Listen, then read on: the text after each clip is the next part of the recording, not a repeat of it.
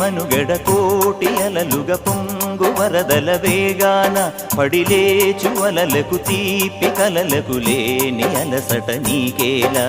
నల్ల నల్ల నీళ్లలోన ఎల్లకిల్ల పడ్డట్టున్న అల్లో మల్లో ఆకాశాన చుక్కల్లు